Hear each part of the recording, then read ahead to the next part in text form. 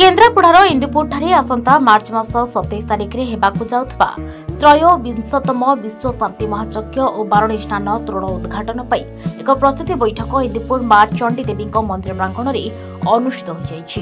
प्रस्तुति बैठक बारुणी तीर्थ परिचालन कमिटी अध्यक्ष डॉक्टर प्रकाश कुमार जेनाक तत्वावधान में अनुष्ठित होइथिबा बेले मुख्य अतिथि भाव में सत्य चैतन्य दास और मुख्य वक्ता भाव में दसपल्लार बाबाजी अविनाश दास महाराजा जोग देथिले।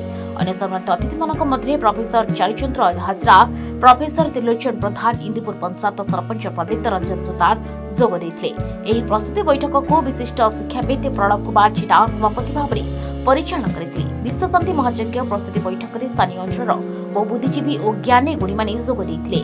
ए प्रस्तुति बैठक अवसर में अनुष्ठान अध्यक्ष प्रकाश कुमार जेनाक पिता मख चरण जेनाक 67तम जन्म जयंती पालन करा जाई अंचल कृति छात्र छात्री और समाज में अवदान संपूर्ण व्यक्ति विशेष को सम्मानित और पुरस्कृत करा जायतिला। ए बैठक में आसंता मार्च 27 तारिख में हेबाकु जाउथबा विश्व शांति महायज्ञ और बारुणी स्नान तोरण उद्घाटन कार्यक्रम में ओडिशार माननीय मुख्यमंत्री श्री मोहन चरण माझी जोग देवार कार्यक्रम रहिछि बोली आलोचना होइतिला। इंदुपुर बारुणी स्नानर समग्र केन्द्रापड़ा जिला समेत जाजपुर जिले में ख्याति रही। दुईटी जिलार संख्याधिक भक्त और श्रद्धालु इंदुपुर ठारे थिबा त्रिवेणी संगम स्थल बारुणी स्नान करी सानिध्य लाभ करिथांती। 23तम विश्वशांति कैबल्य महायज्ञ बारुणी स्नान उपलक्षे माननीय मुख्यमंत्री आगमन संपर्क में प्रस्तुति बैठक तो सहित आम बापांकर 76तम जन्म जयंती पालन होता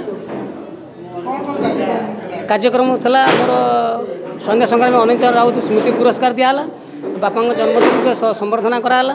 इंजीनियर रणविजय इंजीनियर लक्ष्मीनारायण सिंह स्मृति उद्देश्य पुरस्कार पाला आईटीआई पिला दिहला। आ कार्यक्रम में आमर आश्रम सुनील बाबा प्रस्ताव देते आसंता 27 तारिख दिन मुख्यमंत्री पाखु जाई कनसेंट आने। त्रयोविंशतम यज्ञ जो कैबल्य यज्ञ अनुष्ठित हुए तार आज एक प्रस्तुति बैठक थिला जोटा कि आम अंचल परम पूज्य श्री ठाकुर आमर केशव बाबांकर आश्रित समस्त भक्त माने उपस्थित थिले। आसंता त्रयोविंशतम यज्ञ जो अनुष्ठित हम मार्च 27 तारिख से दिन आमर जो तोरण होइछि एवं स्वागत तोरण होइछि एवं यज्ञ मंडप होइछि तार प्रतिष्ठा तथा यज्ञर पूर्णाहुति संबंध में विशेष भाव आलोचना है। से दिन आमर ओडिशार माननीय मुख्यमंत्री किपरि आम सहित उपस्थित रहिबे से बाबद विस्तृत भाव आलोचना है। एथिरे आमर संघ तरफ बहुत साधु सन्त आज जोग देइथिले।